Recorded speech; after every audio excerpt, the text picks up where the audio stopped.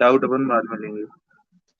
डमो अरिहंताणम, डमो सिद्धाणम, डमो आयरियाणम, डमो वज्रायाणम, डमो लोए सब साहुडम।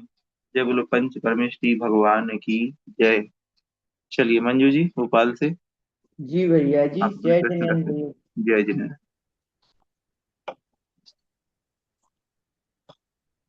भैया जी 101, पेज नंबर 101 से। विजयाट पर्वत के दक्षिण भाग को जीतने के बाद भरत चक्रवर्ती ने क्या किया? चक्रवर्ती ने चक्र रत्न की पूजा की। फिर महाराज भरत विजयात पर्वत के उत्तर भाग को जीतने का प्रयास कर रहे थे। यह सुनकर कौन आया? महाराज भरत विजयाट पर्वत के उत्तर भाग को जीतने का प्रयास कर रहे थे। यह सुनकर कुरु देश के राजा जयकुमार और राज आए और साथ में अपनी सेना को भी लेकर आए। फिर आगे किस विचार से सेना तैयार हो रही थी? आगे विदेश जाना है ऐसा सोचते हुए और मलिच्छ राजाओं को जीतना है, इस विचार से सेना तैयार हो रही थी। फिर 103 नंबर से, राजा लोग किस तरह सेना की रचना योजित कर रहे थे? दंड व्यू, मंडल व्यू, भोग व्यू, असहन असहंत व्यू से अपनी सेना की रचना कर रहे थे। भैया जी ये समझ में नहीं आया, ये दंड व्यू, भोग व्यू और असहंत व्यू। मैं देख रहा हूँ। 103 पेज पे हैं भैया जी। जय कुमार तो सेनापति थे ना भरत के। कुरु देश के राजा थे, फिर बाद में उनके सेनापति बने।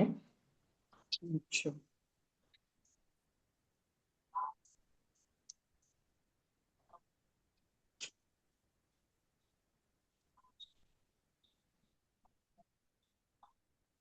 एक इसमें लिखा है जो राजाओं के साथ भी युद्ध करने वाले थे, ऐसे श्रेष्ठ सूरवीर पैदल सेना के सेनापति बनाए गए। और जो घुड़सवार कवच पहने हुए थे तथा लहराते हुए नदी के प्रवाह के समान थे, उन्हें घुड़सवार सेना का सेनापति बनाया था।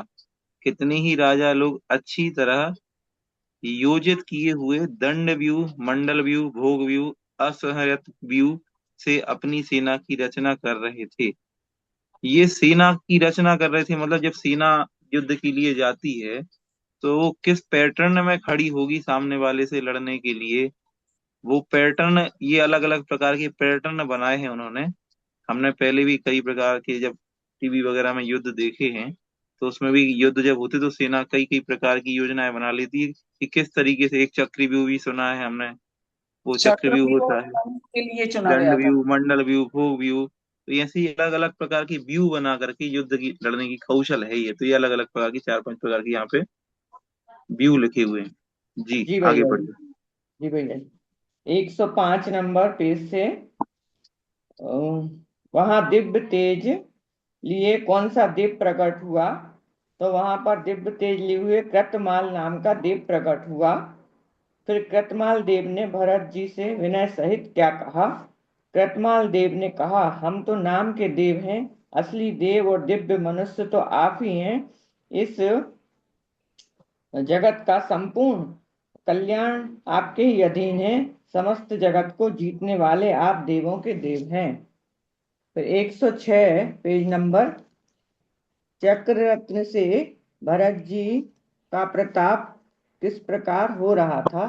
चक्र रत्न से भरत जी का दुस्सह प्रताप दैदीप्यमान हो रहा था, संपूर्ण पृथ्वीपति बनने का साहस। फिर दंड नीति कैसे प्रसिद्ध हो रही थी? दंड रत्न के छल से दंड नीति प्रसिद्ध हो रही थी। 106 से ये भैया जी। फिर विजयार्थ पर्वत का मर्म कौन जानता था? कृतमाल नाम का देव विजयात पर्वत का मर्म भेद जानता था और विजयात पर्वत के शिखर पर रहने वाला व्यंतर देव कृतमाल देव था।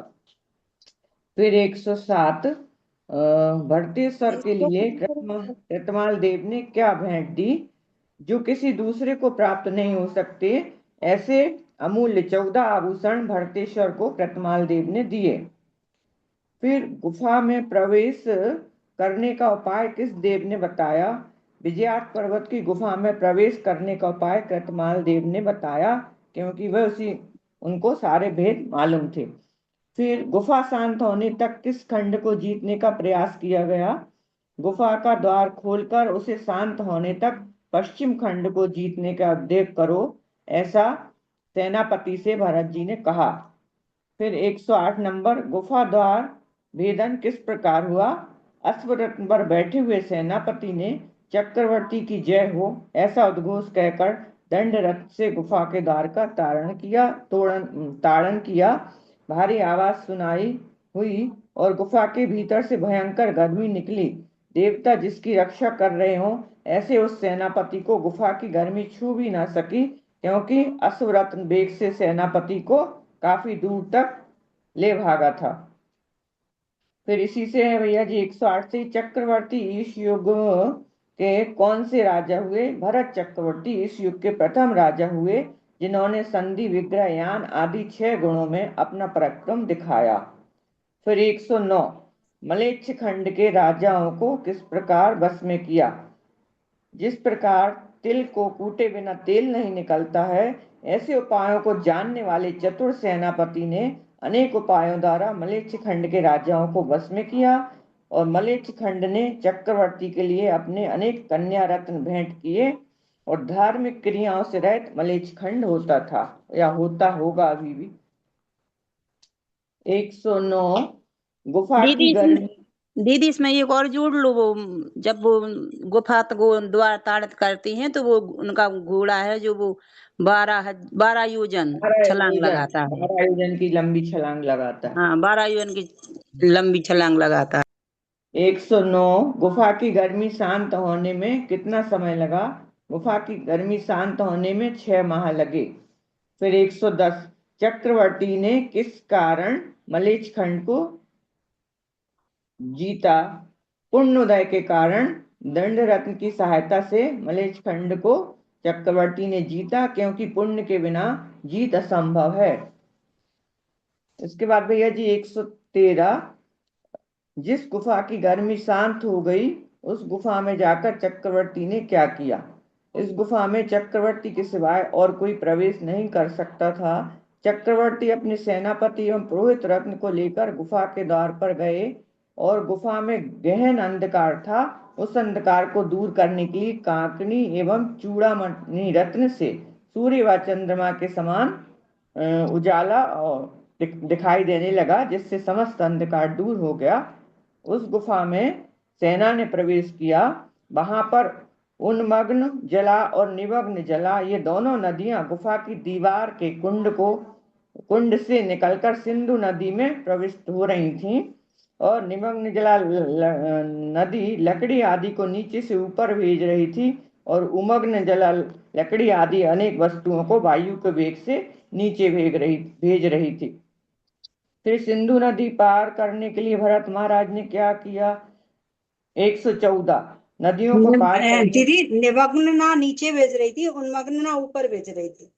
हाँ हाँ, उन्मग्न ना प्रत्येक वस्तु को ऊपर ले जा रही थी। नदियों को पार करने के लिए चक्रवर्ती ने अपने स्थपति नामक रत्न को बुलाया, और उन्होंने जंगल से बड़े बड़े वृक्ष मंगवाकर लकड़ियों के द्वारा बहुत ही जल्दी पुल तैयार कर दिया, जिससे पूरी सेना नदी के पार पहुंच गई। फिर 216-17, मलेच्छ खंड के कौन से राजा चक्रवर्ती के विपरीत हो गए थे? तब ऐसी स्थिति में चक्रवर्ती ने क्या किया? तो मलेच्छ खंड के चिलात एवं आवर्त राजा चक्रवर्ती के विपरीत हो गए थे। उन्होंने अपनी कुल परंपरा के नागमुख और देवमुख देवों को स्मरण किया, और दोनों ने घनघोर वर्षा कर भरत की सेना के ऊपर घनघोर वर्षा कर दी।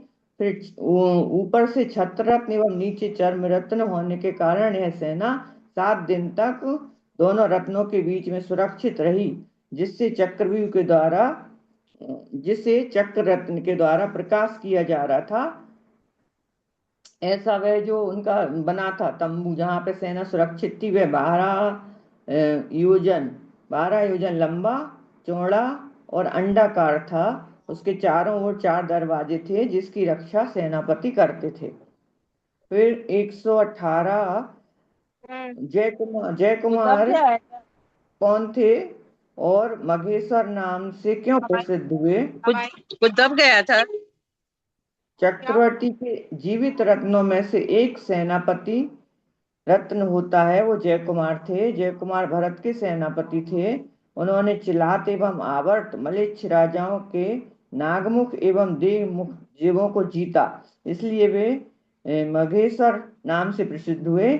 इस प्रकार चिलात एवं आवर्त राजाओं ने अपनी पराजय स्वीकार कर ली और सिंधु प्रताप पर सिंधु देवी ने भरत का अभिषेक किया।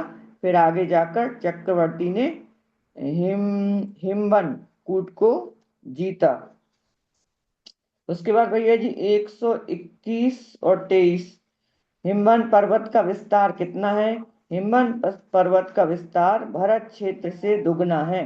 पूर्व से पश्चिम तक लवण समुद्र तक फैला हुआ है। स्वर्णमयी श्रेणियां हैं जो 100 योजन ऊंची हैं और मूल मध्य और समान विस्तार वाला है। इसमें विद्याधर और नाग कुमार रहते हैं। इसके ऊपर पद्म नाम का सरोवर है जिस पर श्री देवी का निवास है एवं जिसे पूर्व में गंगा नदी, पश्चिम में सिंधु नदी तथा उत्तर की ओर रोहितास्या नदी बहती है।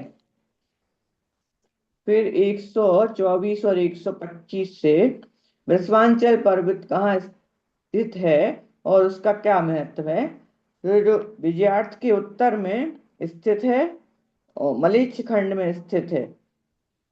जितने भी चक्रवर्ती होते हैं वे दिग्विजय के पश्चात इस पर्वत पर जाकर अपना नाम कांकनी रत्न से अंकित करते हैं। भरत चक्रवर्ती भी विजय के पश्चात जब अपना नाम अंकित करने इस पर्वत पर गए तो देखा कि असंख्यात करोड़ों कल्प कालों में जितने चक्रवर्ती हुए हैं उन सबके नाम वहां पर लिखे हैं। यह देखकर भरत का अभिमान नष्ट हुआ और उन्होंने पर्वत पर प्रशस्ति लिखी कि ऋषभ देव का पुत्र प्रथम चक्रवर्ती, मैंने नश्वर समझकर जगत में फैलने वाली अपनी कीर्ति को इस पर्वत पर स्थापित किया है। और भैया जी उनके जो नाम वगैरह डिटेल में 125 पेज पे नीचे की तरफ ही लिखे हैं, उनको हमने अंडरलाइन करा है, लिखा नहीं है। उसके बाद फिर 127 पेज से 32वां पर्व प्रारंभ हो रहा है। तो उसमें है पहले गंगा पात किसे कहते हैं? जहाँ हिमवान पर्वत से गंगा नदी पड़ती है उसे गंगा पात कहते हैं। फिर गंगा देवी ने भरतेश्वर का स्वागत किस तरह किया? गंगा देवी ने भरत जी को पूर्व की ओर मुख कर कर बैठाया तथा गंगा जल से उनका अभिषेक किया और फिर वस्त्र आभूषण सिंहासन देकर सदैव बढ़ते रहिए ऐसा आशीर्वाद दिया। 128 भरत क्षेत्र की पृथ्वी को विजय कर भरत जी कहाँ पहुंचे? उत्तर भरत क्षेत्र की पृथ्वी को विजय कर भरत जी कहाँ पहुंचे? भरत जी समस्त पृथ्वी को बस में कर विजयार्थ पर्वत की गहराई में पहुंचे तथा सेनापति को आज्ञा दी कि गुफा का द्वार उघाड़कर शीघ्र ही पूर्व खंड की विजय प्राप्त करो। विजयार्थ पर्वत पर कौन निवास करता है? 128 पेज। विजयार्थ पर्वत पर विद्याधर निवास करते हैं। और विद्याधरों के राजा कौन हैं और क्या भेंट लाए थे? विद्याधरों के राजा नमी और बिनमी थे। वे किसी को न प्राप्त होने वाली दुर्लभ भेंट महाराज के लिए लाए थे। कन्या रत्न लाए थे अनेकों। फिर 129 में भरत जी का विवाह किससे हुआ? भरत नमी की बहन सुभद्रा से भरत जी का विवाह हुआ। भैया जी इतना ही लिख पाए आज। ठीक है, कोई बात नहीं। बहुत सारे प्रश्न आपने बना दिए और बहुत सारे प्रश्न बन रहे हैं इसमें। भैया जी मेरा भी नाम लिख लीजिए। भैया जी मेरा नाम भी लिख लीजिए। भैया जी ये नमी और विनमी जो कच्छ और महाकच्छ के राजकुमार थे वही हैं, दूसरे हैं ये विद्याधर थे। वही है ये दोनों। ये उनको भी राज्य दिया था आदिनाथ भगवान ने। हाँ मेरी हाँ बात वही। नमी सुनिए, विनमी को यहाँ नमी और बिनमी नाम तो सेम है लेकिन ये कहीं भी स्पष्ट नहीं हो रहा कि ये वही है या अलग हैं। अच्छा।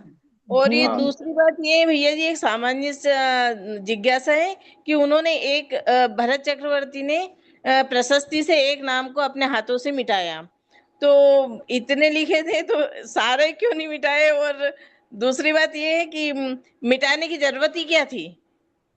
अरे जो पहले जगह ही लिखे नहीं थे थी, उनमें लिखने से के एक लिए जगह ही मिटाया। नहीं थी। एक नहीं, नाम जो क्यों पहले लिखे थे उनमें से एक मिटाया, बस अपनी लिख दी। नहीं नहीं मिटाए थे भैया जी, वहाँ इतने ही स्थान होंगे क्या कि एक मिटा के लिखना पड़े? नहीं मिटाते, किसी का क्या नाम आप मिटाने से क्या फायदा? अरे अपना ही तो नहीं लिखना था, सिर्फ उतनी मान जगह का चाहिए थी साइज, तो उतनी पूरी जगह भरी बना मान थी दी वो उन्होंने। सिला, पूरी ये भरी उनकी थी वो सिला। मान का साइज थी अरे अब उनकी। वो भरत जी का मैटर है ना, अपन क्यों भैया जी, टेंशन। पर्वत का नाम पुष्पांचल है, जहाँ चक्रवर्ती ने नाम लिखने गए थे। विभाचल है। विश्वभाचल। विषभाचल, ठीक है।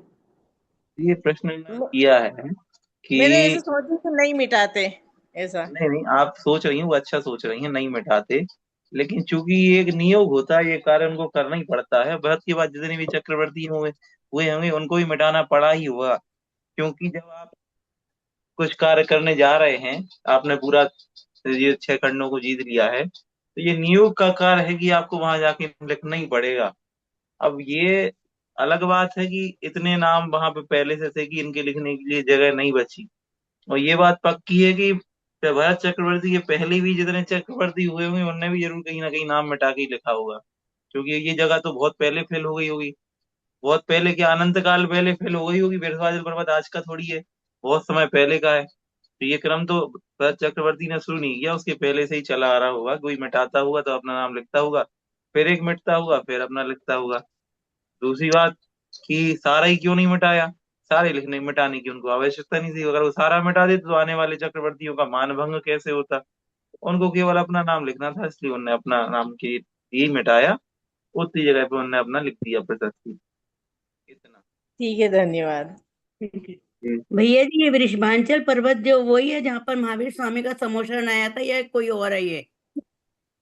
पर्वत का, कुलाचल पर्वत पे आया था महावीर भगवान का समोषण। विपुलाचल पर नहीं, विपुलाचल चलिए, पर आया था, वृषभांचल पे सुनिए, आया था। इस बारे में प्रश्न बहुत सारे बन रहे हैं, इसलिए जो आने वाले लोग हैं मेरा उनसे कहना विपुलाचल है। पे महावीर भगवान का विपुलाचल है और इनका वो वृषभाचल। विपुलाचल है। ठीक है, हो गया, निवारण हो गया, चिंता मत कीजिए, हो गया निवारण। भरत जी के आने भैया वाले जी जो भी लोग हैं मेरा उनसे कहना है कि वे लोग जो प्रश्न हो सके उनके रिपीट नहीं करें, क्योंकि पहले से ही बहुत सारे प्रश्न हैं इसमें ऑलरेडी। इसलिए बाकी सब लोग माइक बंद कर लें प्लीज, तो रिपीट नहीं करें। और भी बहुत सारे प्रश्न बन रहे हैं, उन प्रश्नों को आप लोग देखें, और भैया जो जी, ये हो चुके हैं प्रश्न है उन कि पे वो आप लोग टिक कर लें। भरत ने कितने राजाओं का मान भंग किया?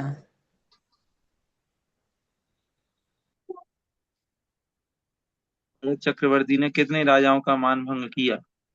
सभी का। भैया समस्त जी, इसमें 6 खंड। वैसे सभी का मुकुटबद्ध राजा तो 32,000 लिखे गए हैं। भैया तिलारी आवर्त राजा 2 के नाम आए हैं या फिर 32,000 पूरे मुकुटबद्ध? समस्त 6 खंड मुकुटबद्ध के। 32,000। समस्त 32,000 मुकुटबद्ध राजाओं का मान भंग किया था। जी, उनके 32,000 अतिरिक्त पूरे भी तो राजाओं थे। का मान भंग किया, क्योंकि जितने भी राजा थे वो उस समय अपने अपने बढ़िया काम कर रहे थे, और उन सबको। 6 हाँ, खंड बताइए, के।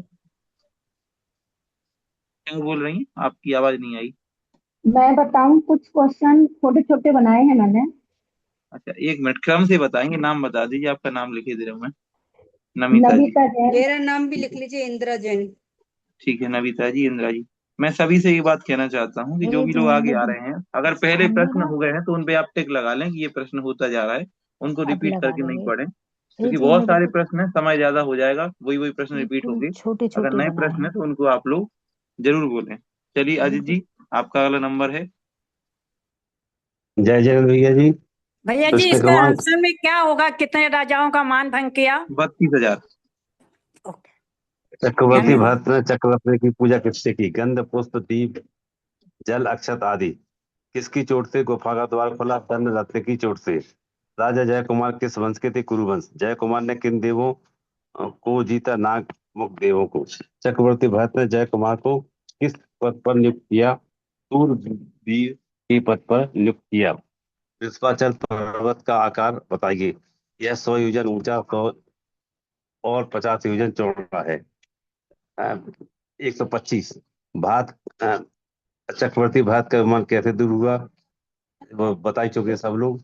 चक्रवर्ती भरत ने अपनी प्रशस्ति में क्या लिखा? इक्ष्वाकुवंश अपनी माता के 100 पुत्रों में से एक, बड़ा पुत्र प्रजापति भगवान बृहस्पति का पुत्र हूँ, मनु मान्य, सूरवीर पवित्र, वीर वीर चरम शरीरी इत्यादि उल्लेख किया। महाराजा भरत को दिग्विजय से क्या प्राप्त हुआ? 9 निधियां, 14 रत्न, 6 खंडों का राज प्राप्त हुआ। महाराजा भरत कैलाश पर्वत पर कैसे चढ़ रहे थे? देवरूपी कारीगरों के द्वारा बनाई हुई पवित्र मणिमयी सीढ़ियों के द्वारा। भगवान बृहस्पति कहाँ विराजमान थे? कैलाश पर्वत पर। औषधियों का समूह कब प्रकाशमान रहता था? रात्रि में। समूह शरण का वर्णन कीजिए। 4 लाइन में है। पुष्प वृष्टि, धुंधवी, बाजी बजना, मंदार वृक्षों के फूलों, सुगंधित वायु, शीतल जल की बूंदे, फूलों की वर्षा, सुर असुर दिव्य ध्वनि के लिए प्रतीक्षारत थे, रत्नों के तोरण द्वार। महाराजा भरत ने मानस्तंभ की पूजा की। मानस्तंभ का वर्णन कीजिए। स्वच्छ और शीतल जल, कमलों के फूल, देवों भाई के साहब पेज नंबर बता वासियों के दीजिए पृथ्वी अजीत जल भाई की साहब, बनी। पेज मानस्तंभ नंबर के आगे बता दीजिए। बहुत सारा जो है विवरण दिया गया है। 237 पेज से लगा करके एक 3 पेज में करीब जो है मानस्तंभ का वर्णन किया गया है। इसके बाद नहीं, अभी समूह आप शरण जो का जो बता है, रहे हैं आंसर, वो आंसर अपन को 150 तक करने थे ना। क्या उसमें बोले? हाँ, पेज 150 के अंदर है। आप समोसरण का 150 के अंदर है। भैया 150 के पेज अंदर है। नंबर बताइए ना, 137 page page number. Number page number समोसरण 137 से हाँ 137 से हाँ 145 से है राजा भरत ने भगवान की पूजा किस प्रकार की। और इसके बाद 145 पे भी दिया गया है चक्रवर्ती भरत ने भगवान की स्तुति में क्या क्या कहा। जी भी करीब जो है 4-5 पेज में इनकी जो है भगवान की स्तुति का वर्णन किया गया है। और इसके समूह शरण जो मंदिर है इंदौर में और जबलपुर में, उसमें बहुत अच्छा जो है इसका प्रतिबिंबित किया गया है इसको। और अंतिम प्रश्न था, चक्रवर्ती भरत ने समस्त दिशाएं जीतने के लिए कितना समय लगाया? 60,000 वर्ष। तो इस तरह से जो है समूह शरण का वर्णन भी बहुत विस्तृत रूप से 3 पेज में दिया गया है। जी और बहुत अच्छे। मानस्तंभ का भी वर्णन किया गया है। इसके बाद अगला नाम सरोज जी का है। भैया जी समूसरण का मेरे पास बहुत अच्छा लिखा, मैं बाद में पढ़ूंगी जी। जी ठीक। जी भैया जी, जय जिनेन्द्र सभी को। Page number 107। कृतमाल देव ने भरत जी को कितने आभूषण दिए? तो उत्तर है 14। फिर प्रश्न है, सेनापति ने किससे गुफा का द्वार तारण किया? दंडरथ से। फिर प्रश्न है, विजयार्थ, ये उसी पेज के हैं भैया जी। विजयार्थ पर्वत की गुफा में प्रवेश कर सेनापति कहाँ पहुंचे? तो जीत के लिए आवश्यक कहाँ पहुंचे? इसका भैया जी शायद मैंने आंसर भूल गई। फिर है, मिलेच्छ राजाओं ने भरत चक्रवर्ती को क्या भेंट दी? तो उन्होंने भरत चक्रवर्ती को उपभोग के योग्य रत्न और तथा योग्य कन्याएं दी। 109 पेज पर, मलेच्छ किसको कहते हैं? जो लोग धार्मिक क्रियाओं से रहित होते हैं उन्हें मलेच्छ कहते हैं। ये धार्मिक क्रियाओं के सिवाय अन्य आचरणों में आर्य खंड में उत्पन्न लोगों के समान होते हैं। फिर 109 पेज पर ही है, विजयार्थ पर्वत की गुफा की गर्मी कितने महीनों में शांत हुई? तो उत्तर है 6 माह में। 110 पेज पर, मिलेच्छ राजाओं पर विजय कैसे प्राप्त की? तो दंड रत्न के द्वारा। 112 पर है, तमीशा नाम की गुफा कहाँ है? तो उत्तर है विजयार्थ पर्वत श्रेणी पर। फिर भैया जी 114 पेज पर है, विजयार्थ पर्वत की गुफा की आधी भूमि तय करने पर भरत ने क्या देखा? उत्तर है विजयार्थ पर्वत की गुफा की आधी भूमि तय करने पर उन्होंने देखा कि उन्मग्न जल और निमग्न जल, 2 नदियां हैं। निमग्न जल नदी तो लकड़ी आदि को शीघ्र नीचे की ओर ले जा रही है और उन्मग्न जला प्रत्येक पदार्थ को शीघ्र ही ऊपर की ओर उछाल रही है। यद्यपि ये दोनों परस्पर विरुद्ध हैं, किंतु फिर भी किसी प्रकार यहाँ आकर सिंधु नदी में मिल रही हैं। भैया जी इसका रीजन भी बताया था कि जिसमें हवा का दाव ऊपर से है वह नदी पर जिसका ऊपर से हवा का दाव पड़ रहा है वो निमग्न नदी वो नीचे की ओर वस्तुओं को ले जाते हुए, जिस पर वायु का दबाव ऊपर की ओर पड़ रहा है तो वो उन्मग्न जला नदी वो वस्तुओं को ऊपर की सोमिक नहीं, नीचे की वो ऊपर की ओर ले जा रही है। फिर तमीशा नाम की गुफा को पार कर वे गुफा के किस द्वार पर पहुंचे? तो तमीशा नदी की गुफा को पार करके गुफा के उत्तर द्वार पर पहुंचे। 117 पेज पर है भैया जी। भरत की सेना के ऊपर क्या था और नीचे क्या था? तो भरत की सेना के ऊपर छत्र रत्न और नीचे चर्म रत्न था। नाग 116 और 17 में है ये उत्तर। नागमुख और मेघमुख नाम के देवों को किसने बुलाया? तो नागमुख और मेघमुख नामक देवों को चिलात और आवर्त नाम के मिलेच्छ राजाओं ने बुलाया। 117 पर है, भरत की सेना छत्र रत्न और चर्म रत्न के बीच कितने दिनों तक रही? तो उत्तर है, भरत की सेना छत्र रत्न और चर्म रत्न के बीच 7 दिनों तक रही। भैया जी जब आसपास के देवताओं ने उपद्रव किया तो वहीं उन दोनों रत्नों के बीच में रहकर जहां चारों ओर अपरंपार जल था, पर वहां इन दोनों दंड के बीच में रत्नों के बीच में एक बूंद पानी भी नहीं पहुंचा और 7 दिन तक पूरे प्रजा ने अपना जीवन व्यतीत किया।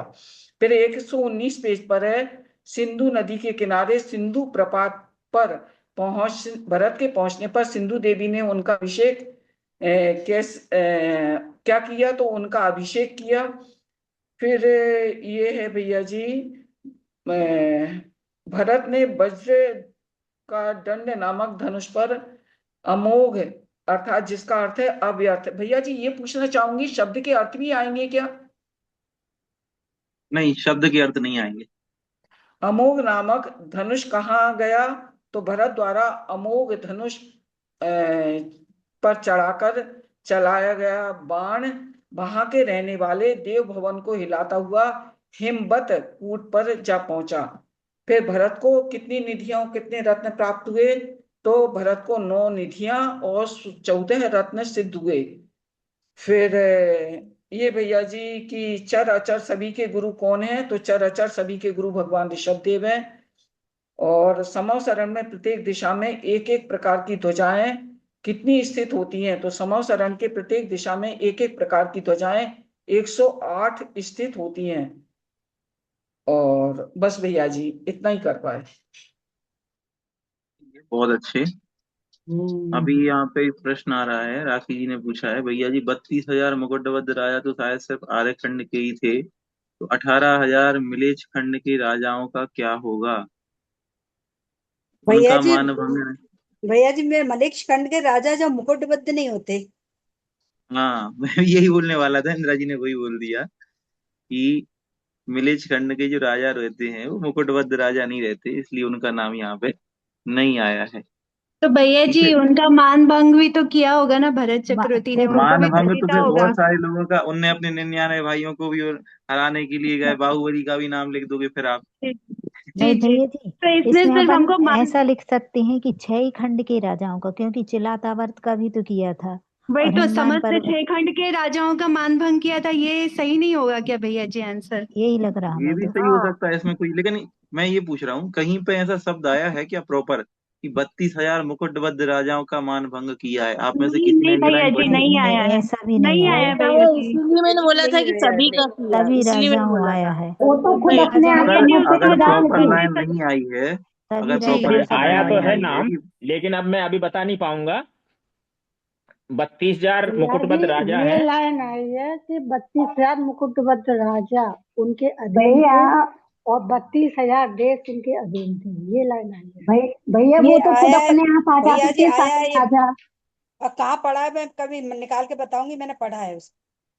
चलिए ठीक है, इस बात पे अपन लोग थोड़ा सा डाउट रखते हैं, क्वेश्चन मार्क रखते हैं। आगे जब अगर ये आएगा टॉपिक, कहीं ये लाइन प्रॉपर हमें मिले भैया जी कि 32,000 जो है देव जो है चक्रवर्ती के अंग रक्षक हैं।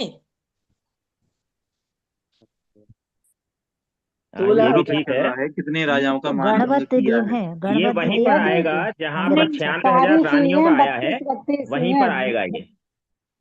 32 है। 32,000 राजा, 32,000 देश। 3 तरह से रानियां आई थी, भैया जी ऐसा 32,000 है, ब्रजखंड की, 32,000 32,000 आर्यखंड की और गण रक्षक 32,000 देश देव कन्याएं।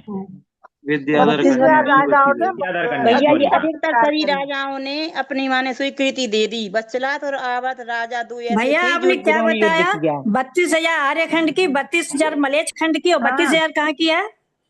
विद्याधर विद्याधर कन्या। विद्याधर की। विद्याधर विद्याधर कन्या है। वो दूसरे बोले थे, इसीलिए हमको दूसरा समझ 32,000 आया। राजाओं ने अधीनता स्वीकार कर ली, ऐसा कहीं ये भी लिखा पढ़ा है। था 88,000 मिलेच्छ राजा थे। भैया जी चर्म रत्न का क्या काम होता है ये भी बताया था।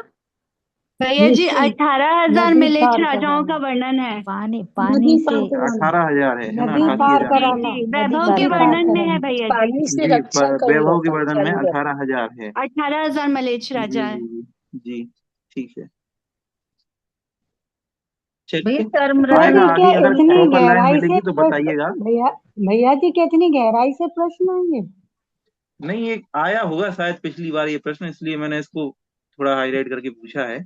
कितने मुकुटबद्ध राजाओं का मान भंग किया, या इस तरह की कोई प्रश्न बना होगा, हो सकता है इसलिए किसी ने आया पूछा है है। भैया जी, पहले आया है ये प्रश्न। हाँ भैया जी अधिकतर सभी राजाओं ने उन्हें खुद स्वीकृति दे दी, खुद आ गए माने हाँ, ऊपर से। खुद वत्सलात और से आवर्त आगे आ नाम दो गए वो, नाम आए हैं खुद से जिनका सामने उन्होंने मान आके उनने भंग अपने किया। आप को चलो सरेंडर चलो, किया मेरी है। बात समर्पित कर सुनो। दिया अपने आप को अभी सभी इस ने, बात पे लेकिन अपन और वत्सलात ज्यादा और डिस्कस आवर्त नहीं दो कर रहे हैं। राजा और अपन को उनके अभी दो जो अपना आज का टॉपिक है उसको क्लियर करना है। मेरी बात सुनो। अगर प्रॉपर लाइन कहीं लिखी हुई आए 32,000 मुकुटबद्ध राजाओं का मान भंग किया, तो आप लोग मुझे जरूर बताएं आगे। अभी इस टॉपिक पे और आगे चर्चा नहीं करते, ठीक है। चलिए आगे मैं बुला रहा हूँ अंजू जी को। भैया जी उनका हमने नाम है भी मेरे पास। बनाए क्वेश्चन। जी अंजू भैया जी, जय जिनेन्द्र। भैया जी जय और जिनेन्द्र। सुनिए मेरी बात। मेरी जो पीडीएफ मैंने आप लोगों को दी है, उसमें से अगर आप अंडरलाइन में से ही बोल रहे हैं अधिकतर, तो प्रयास कीजिए कि कुछ और नए प्रश्न अगर आप बना पाए तो अच्छा होगा। भैया जी जी बोलिए पीडीएफ अंजू जी। भैया भैया जी जी हमने पूरा आपके पढ़ रहे हैं। अंडरलाइन के अतिरिक्त बनाए हैं। ठीक है, बोलिए अंजू जी।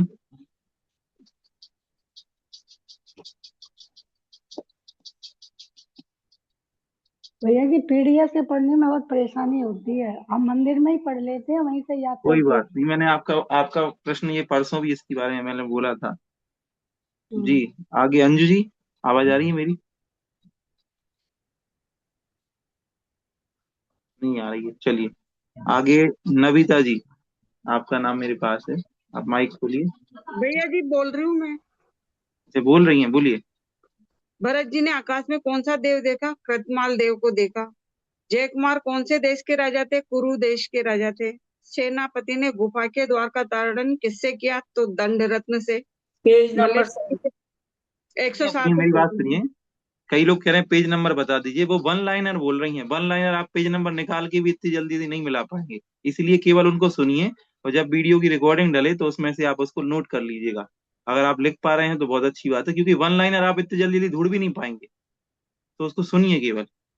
हाँ जी मलेच्छ बोलिए। किसे कहते हैं? जो धर्म क्रियाओं से रहित हो।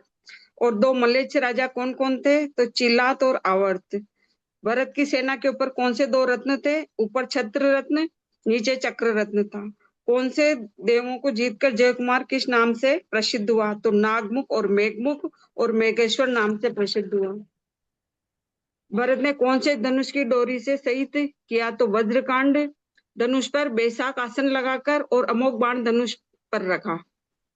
हिमवत कूट पर भरत ने किस देव को जीता? तो हिमवान देव को जीता। हिमवान पर्वत के मस्तक पर कौन सा सरोवर, कौन सी देवी निवास करती है? तो पद्म सरोवर और श्री देवी निवास करती है। पर्वत के पूर्व पश्चिम उत्तर में कौन सी नदी को धारण करता है? तो पूर्व में गंगा, पश्चिम में सिंधु और उत्तर में रोहिताशा नदी को धारण करता है। वृषभाचल पर्वत के किनारे की शिला पर कांकड़ी रत्न लेकर प्रशस्ति लिखी, मतलब वो भरत ने लिखी थी प्रशस्ति कांकड़ी रत्न लेकर। दोनों विद्याधर के राजा कौन थे? नमी और विनमी। नमी की बहन सुभद्रा के साथ भरत का विवाह हुआ मंगलाचार के साथ पूर्व किया था। भरत ने दक्षिण में कौन सी नाम की गुफा में प्रवेश किया? तो कांडक प्रपात नाम की गुफा में प्रवेश किया।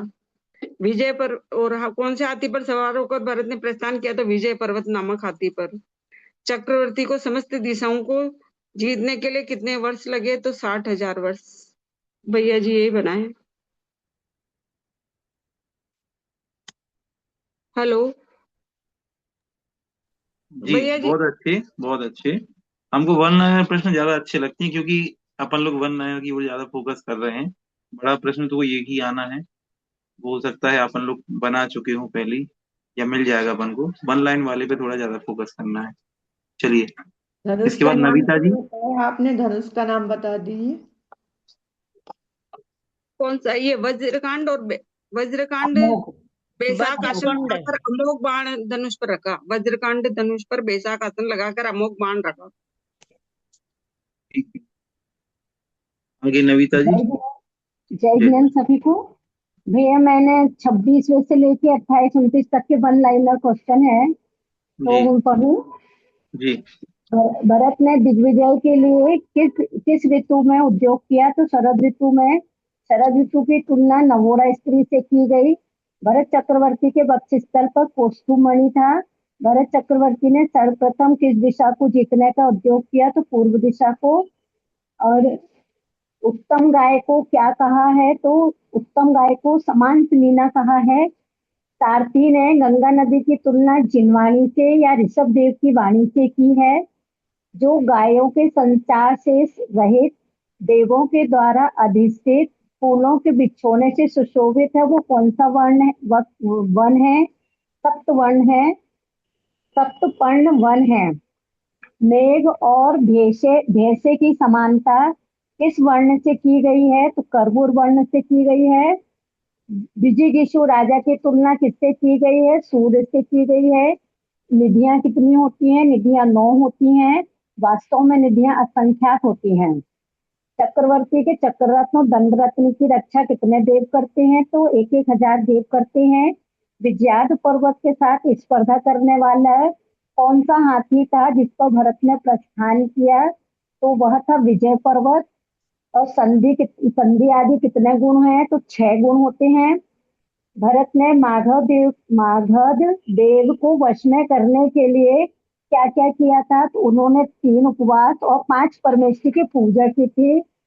और भरत चक्रवर्ती ने किस दिशा में बाण चलाया था जब वह मागध देव के निवास पर जा पड़ा था? तो वह थी पूर्व दिशा। शत्रुओं को जीतने वाले क्या कहलाते हैं? वे देव कहलाते हैं। इसमें एक ऐसा वर्ड मीनिंग आया था, शत्रुओं को जीतने वाले देव कहलाते हैं।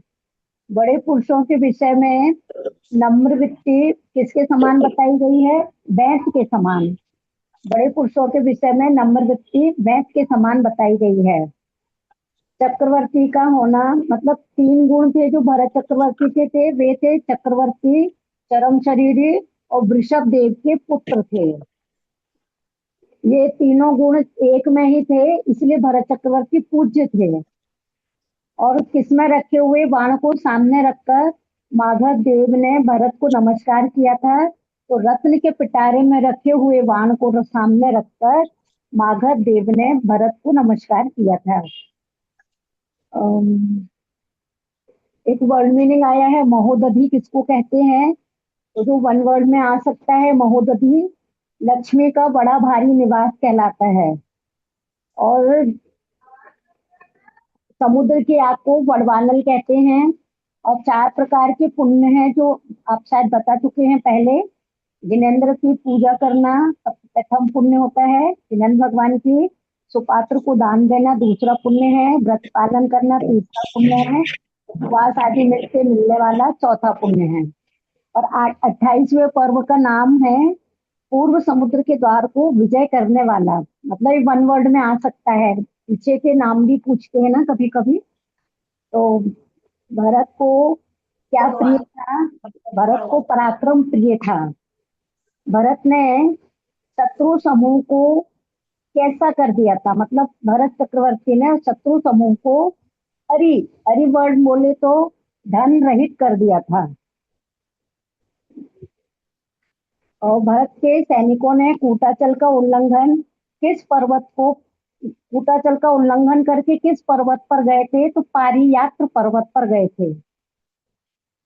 स्वारोह का वर्ड मीनिंग होता है सुखपूर्वक चढ़ने वाला, स्वारोह। चक्रवर्ती ने किस द्वार पर अपनी सेना को ठहराई थी? तो वैजयंत महाद्वार पर। इसमें एक वर्ड बहुपुन्नाग आया था जो नाग केसर कहलाता है। और जो धन होने पर भी धन का दान नहीं करते हैं उन्हें क्या कहते हैं? वे कंजूस कहलाते हैं। और भरत ने समुद्र में जाकर मागध के समान यंत्रों के स्वामी को जीता था, उनका नाम वर्तनु था। और वर्तनु से मतलब उन्होंने उनको क्या दिया था? वर्तनु ने भरत चक्रवर्ती को कवच, हार और चूड़ा रत्न, दिव्य कड़े रत्नों से दैदीप्यमान यज्ञोपवीत प्राप्त किया था उन्होंने वर्तनु से। ये भी फिल इन द ब्लैंक्स वगैरह में आ सकता है। इंद्रदास बनकर किसकी सेवा करते हैं? आदिनाथ की सेवा करते हैं।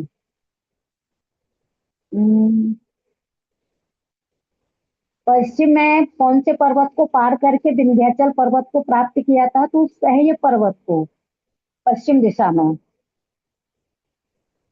लवण समुद्र को किसकी उपाधि दी थी? चक्रवर्ती ने लवण समुद्र को किसकी उपाधि दी थी? तो भरत चक्रवर्ती ने लवण समुद्र को रत्नाकर की उपाधि दी थी। और भारत के कितने घोड़े थे? 18 करोड़ घोड़े थे। जय कुमार किस देश के राजा थे? कुरु देश के राजा थे। पुण्य के बिना क्या संभव नहीं है? विजय संभव नहीं है। सिंधु नदी किस गुफा के नीचे से निकलती है? तमिश्रा गुफा के नीचे से निकलती है। और गुफा के अंधकार को दूर करने के लिए भरत चक्रवर्ती ने किस मणि का यूज किया था? वह है काकड़ी मणि और चूड़ामणि, जो सूर्य और चंद्रमा के समान अंदर उजेला कर रहे थे। नागमुख और मेघमुख को जीतने के बाद जय कुमार को मेघेश्वर नाम प्राप्त हुआ था। किस रत्न जो होता है? भगवान के मोक्ष होने पर कौन से देव पूजा करते हैं? भगवान के मोक्ष होने पर वहिनी कुमार देव और वहिनी कुमार इंद्र उनकी पूजा करते हैं। भरतेश्वर के जो पुरोहित थे वो किस ज्ञान के धारी थे? वे थे निमित्त ज्ञान के धारी। और कौन सा राज्य उत्कृष्ट राज्य कहलाता है? तप रूपी राज्य उत्कृष्ट राज्य कहलाता है।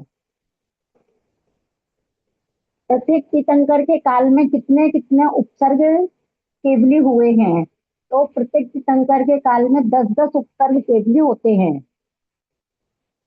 14 पूर्व को 14 महाविद्या भी कहते हैं।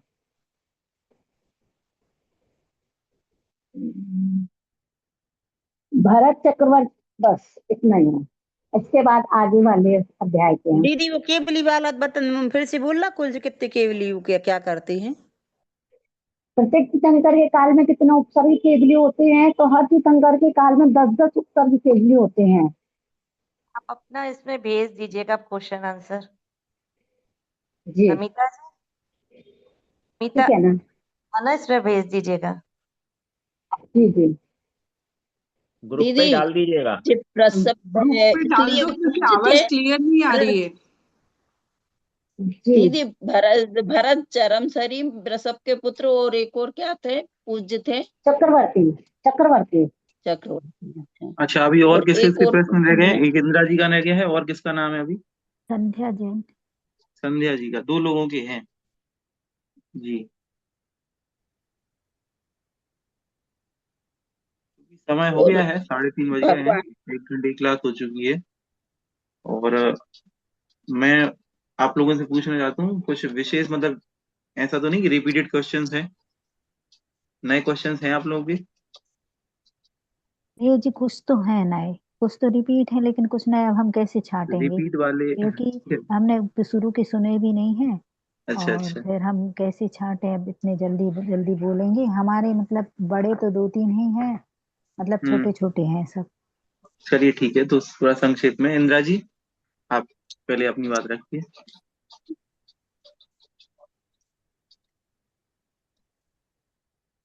जो क्वेश्चन रिपीट हो गए उनके आंसर नहीं होने बताएंगे। पर कौन पूजा करता है? कौन से देव पूजा करते हैं भगवान के मोक्ष होने पर? वहिनी कुमार देव। वहिनी कुमार देव। अग्नि कुमार देव। अग्नि कुमार देव। अग्नि कुमार मैं देव तो जी। उन्हीं को उनको थोड़ी बोलते हैं। वह्नि का अर्थ अग्नि ही होता है। चलिए, हाँ वही नहीं अग्नि कहलाती है। अभी मैं बोलूं क्या? बोलिए। जी जी। विजय पर्वत की शिखा पर रहने वाला देव कौन था जो शिखर पर था? कृतमाल, जो उस पर्वत के मर्म को जानता था और उसने 14 आभूषण भेंट किए थे। उसके उस पर्वत की गुफा के द्वार में प्रवेश करने का उपाय भी उसी ने बताया था। विजयार पर्वत की गुफा ताड़न वाला सब बता चुके हैं। मलेक्ष कैसे कहते हैं ये भी बता चुके हैं। विजयार पर्वत की श्रेणी पर कौन सी गुफा थी? उसका नाम तमिश्रा नाम की गुफा थी। उसकी लंबाई पर्वत की चौड़ाई के बराबर थी। 8 योजन ऊंची थी और 12 योजन चौड़ी थी, जिसके 6 योजन चौड़े किवाड़ थे, जिसमें चक्रवर्ती के अलावा किसी और को जाना मना था। उसके द्वार पर सभी रक्षा की विधि की गई थी। दीदी आपका चेहरा ठीक से नहीं दिख रहा है। तमिश्रा गुफा में प्रकाश कैसे किया गया था? गुफा की दोनों दीवारों पर कांकड़ी और चूड़ामणि रत्न द्वारा 1-1 योजन की दूरी पर सूर्य और चंद्रमा के मंडल लिखे गए थे। उन मंडलों के प्रकाश से चांदनी और धूप दोनों ही मिल रहे थे। तमिश्रा गुफा की आधी दूरी पर कौन कौन सी नदियां मिली वो सभी बता चुके। इन दोनों नदियों को कैसे पार किया गया था? इसके पार करने के लिए स्थपति और ऑब्लिक सिलावट रत्न द्वारा पुल बनाकर किया गया था। मलेक्ष कौन से दो राजाओं से क्रोधित होकर कौन से दो मलेक्ष राजाएं क्रोधित होकर भारी युद्ध करने को उद्योग किया? ये दो मलेक्ष राजा चिलात और आवर्त थे। मलेक्ष राजा चिलावत और आवर्त किन दो देवों का स्मरण किया? नागमुख और मेघमुख। नागमुख देव ने क्या किया? तो उन्होंने भारी वर्षा की और बादल का रूप धारण कर घोर गर्जना कर झंझावात वायु के साथ भीषण जलवृष्टि की, परंतु सेना अपने शिविर में 7 दिन तक सुरक्षित रही। सेना के ऊपर छत्ररत्न और नीचे चम्ररत्न था, इसलिए वो कोविड जो वृष्टि का से पूरी तरह से वो सुरक्षित रही। और भीतर की रक्षा सेनापति ने की थी और बाहर से जय कुमार उस सेना की रक्षा कर रहे थे। नागमुख देव को किसने भगाया और किसने जीता? चक्रवर्ती की आज्ञा पाकर गढ़बद्ध जाति के देवों ने उन्हें शीघ्र हटा दिया और जय कुमार ने दिव्य शस्त्रों द्वारा नागमुख और मेघमुख देवों को जीता और मेघेश्वर नाम पाया। मेघेश्वर नाम से कौन प्रसिद्ध हुआ? तो ये इसी में से ये आंसर आ जाएगा कि ये प्रसिद्ध हुए। नेक्स्ट क्वेश्चन, हिम्मत कूट पर पहुंचकर राजा भरत ने क्या किया? पुरोहित के साथ उपवास किया, दिव्य अस्त्रों की पूजा कर डाव की पवित्र शैया पर शयन किया और फिर वज्र कांड नाम के धनुष पर अमोद नाम का बाण उस पर रखकर वैशाख आसन लगाकर चलाया और अपने नाम से चिन्हित कर उस बाण को छोड़ा, जो वहीं रहने वाले देव के भवन में जा पहुंचा।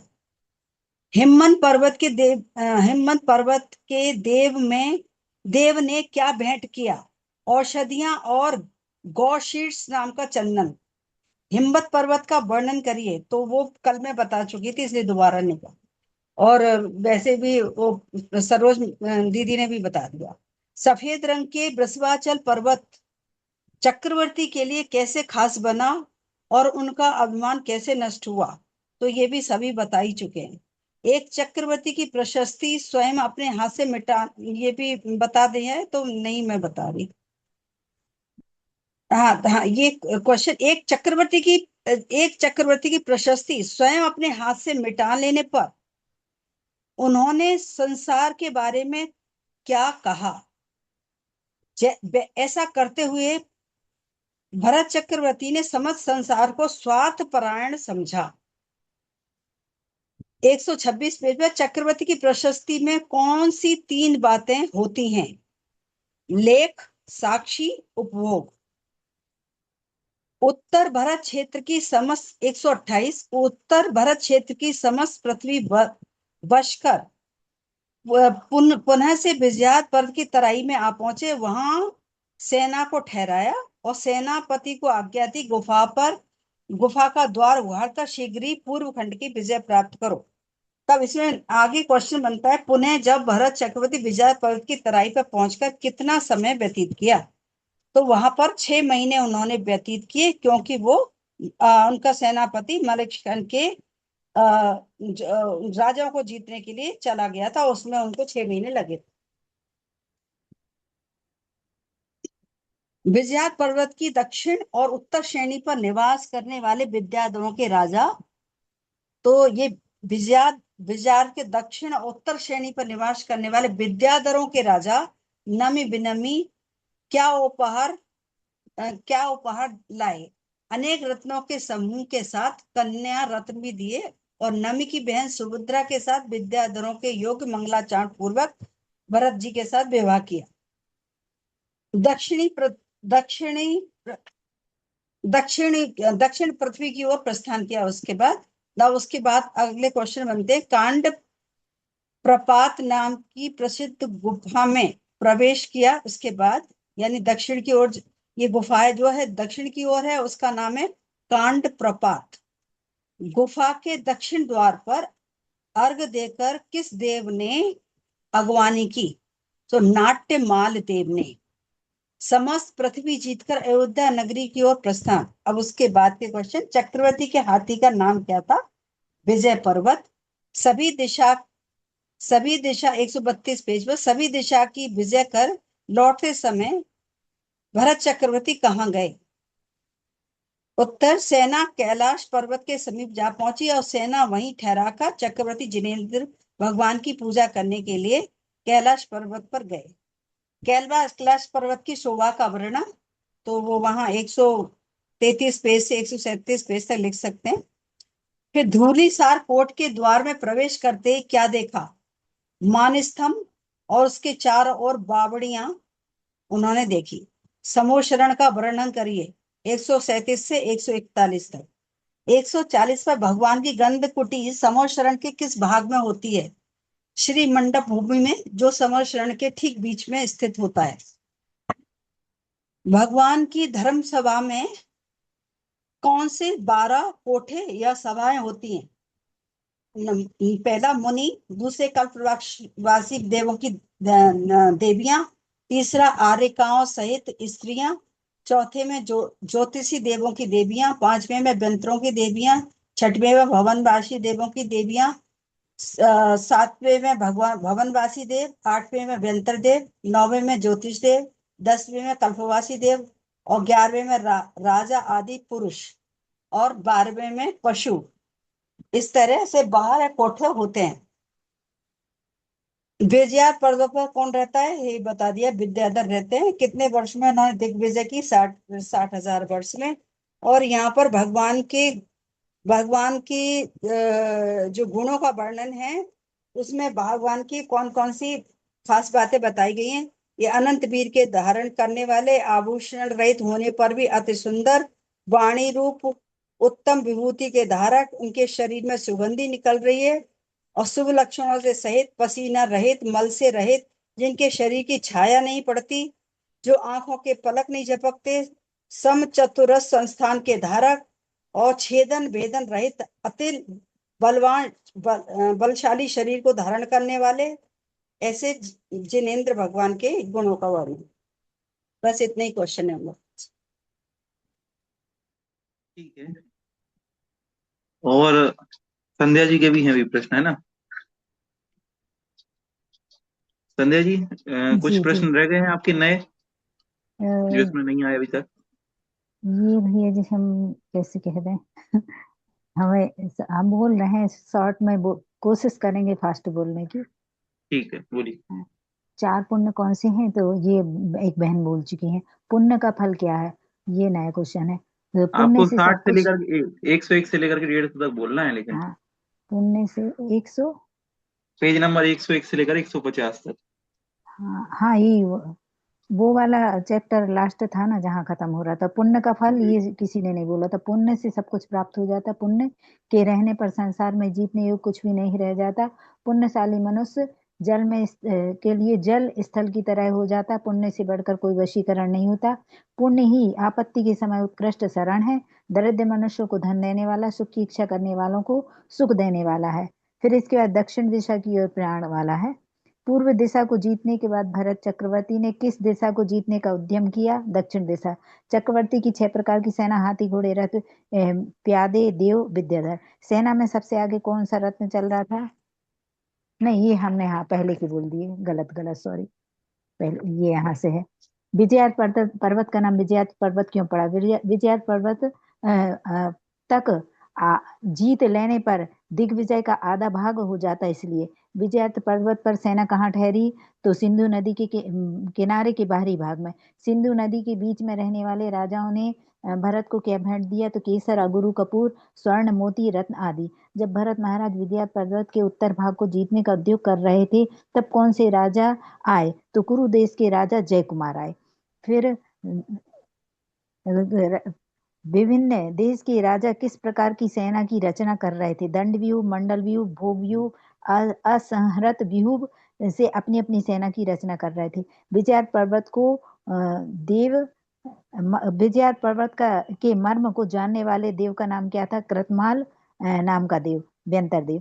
मैं इस पर्वत के भीतरी भाग को जानता हूँ, ऐसा किसने कहा? कृतमाल देव ने कहा। कृतमाल देव ने भरत महाराज को क्या भेंट दिया? तो 14 आभूषण, 2 चमर, सिंहासन और रत्न, ये कृतमाल देव ने दिए थे। सेनापति ने किस रत्न से गुफा का द्वार खोला? दंड रत्न से। खालिस्तान इस युग के प्रथम व सबसे मुख्य राजा हैं तो भरत चक्रवर्ती, मलेच्छ खंड के प्रथम राजा। इन्हें मलेच्छों को उनको मलेच्छ क्यों कहा जाता है? क्योंकि ये धार्मिक क्रियाओं से रहित होते हैं। गुफा की गर्मी शांत होने में कितना समय लगा? 6 माह। मलेच्छ राजाओं ने क्या भेंट दिया भरत जी को? कन्या रत्न आदि रत्न दिए। चक्रवर्ती ने मलेच्छ राजाओं को कैसे जीता? पुण्य कर्म के उदय से और दंड रत्न आदि के द्वारा। भरत ने प्रधान सेनापति किसे नियुक्त किया? तो मलेच्छ राजाओं पर विजय प्राप्त करने के लिए जय कुमार को प्रधान सेनापति के पद पर नियुक्त किया। विजयार्थ के स्वामी कृतमाल से क्या प्राप्त किया? ये सब में भरत ने मतलब छत्र, चमर, सिंहासन आदि अनेक रत्न प्राप्त किए। फिर 32वां पर्व शुरू हुआ। भरत की सेना विजयार्थ पर्वत की श्रेणी पर किस प्रकार चढ़ रही थी? जैसे मुनिराज उपसम या छपक श्रेणी चढ़ते हैं, वैसे ही। विजयार्थ पर्वत पर स्थित गुफा का नाम क्या था? तामिश्र। गुफा का अंधकार दूर करने के लिए सेनापति और पुरोहित ने क्या उपाय किया? तो गुफा की दोनों कांकड़ी और चूड़ामती रत्न से 1-1 योजन की दूरी पर सूर्य और चंद्रमा के मंडल लिखे। गुफा में कौन सी नदियां थी? निमग्न जला जो लकड़ी आदि को नीचे की ओर ले जाती थी, उमग्न जला जो ऊपर की ओर ले जाती। उमग्न जला, निमग्न जला नदी किस नदी में मिल रही थी? तो ये दोनों सिंधु नदी में मिल रही थी। और दोनों का किस कारण से ऊपर नीचे वस्तुएं हो रही थी? तो महावायु के दाब से। नदियों के ऊपर पुल बनाने का कार्य किसने किया? तो सिलावट रत्न ने किया। सिंधु नदी को पार करने के लिए भरत महाराज ने क्या किया? तो चक्रवर्ती ने अपने स्थपति नाम के रत्न से कहा, तो उसने जंगल की लकड़ियों से पुल बनाया, उससे उन्हें गुफा पार की। चक्रवर्ती के विरोध में मलेच्छ खंड के कौन से राजा हुए? तो उत्तर मलेच्छ खंड में चिलात एवं आवर्त राजा विरोध में हो गए। चिलात व आवर्त राजा ने किन देवों को भरत की सेना को जीतने के लिए भेजा? नागमुख और देवमुख देवों को। नागमुख और देवमुख ने शत्रुओं को रोकने के लिए क्या उपद्रव किया? तो इन्होंने झंझावात वायु के साथ घनघोर वर्षा की। उस वर्षा से सेना की रक्षा कौन से रत्न ने की? छत्र रत्न ने ऊपर से और चर्म रत्न नीचे से रक्षा की। चर्म रत्न और छत्र रत्न के बीच में सेना कितने दिन रही? 7 दिन तक। नागमुख और मेघमुख देवों को किसने जीता? जय कुमार ने। जय कुमार का नाम मेघेश्वर कैसे पड़ा? तो नागमुख और मेघमुख देवों को जीतने से। चिलात आवर्त राजा को जीतने के बाद चक्रवर्ती के शोर बढ़े तो सिंदूर प्रताप पर पहुंचे। सिंदूर प्रताप पर किस देवी ने भरत का अभिषेक किया? सिंधु देवी ने सिंधु नदी के जल से स्वर्ण कलशों से भेंट अभिषेक किया और भेंट में क्या दिया? तो दिव्य भद्रासन भेंट में दिया। भरत महाराज ने के धनुष एवं बाण का नाम? तो धनुष वज्रकांड और बाण अमोघ। गोशीर्ष चंदन किसने भेंट किया? हिम्मत कूट के देवों ने भेंट किया। हिम्मान पर्वत पर कौन सा सरोवर था? तो पद्म सरोवर। पद्म सरोवर से कौन कौन सी नदियां निकलती हैं? गंगा, सिंधु, रोहित, आस्था। हिम्मान पर्वत का विस्तार कितना है? तो भरत क्षेत्र से दूना है। फिर वृषभाचल पर्वत कहाँ पर है? मध्यवर्ती मलेच्छ खंड में। फिर भरत चक्रवर्ती किस पर्वत पर किस रत्न से प्रशस्ति लिखते हैं? तो बृहस्पतिचल पर्वत पर कांकड़ी रत्न से। भारत का अभिमान कैसे नष्ट हुआ? बृहस्पतिचल पर्वत पर असंख्यातों चक्रवर्ती की प्रशस्ति से भरे हुए बृहस्पतिचल पर्वत को देखकर उनका मान नष्ट हुआ। हिममान पर्वत किसकी सदृशता को धारण कर रहा था? तो भगवान ऋषभदेव की सदृशता को। गंगा देवी ने क्या भेंट दिया? वस्त्राभूषण व सिंहासन। 6 खंड को जीतने के बाद चक्रवर्ती कहाँ गए? कैलाश पर्वत पर भगवान की पूजा करने गए। बाकी भैया जी मतलब यही है शॉर्ट में। जय जिनेंद्र भैया जी। जय जिनेंद्र। आज बहुत सारे प्रश्न हम लोगों ने सुने, कक्षा भी लंबी चली थोड़ी सी। और फिर थोड़े बड़े हैं। हाँ कोई बात जैसे नहीं, ठीक है। समोसरण की भूमियों का वर्णन, समोसरण का वर्णन, ये थोड़े ठीक है, बड़े कोई से। बात नहीं। सुनिए मेरी बात अब। जी सभी के प्रश्न बहुत अच्छे थे और इससे बाहर आपका प्रश्न नहीं जाएगा। ये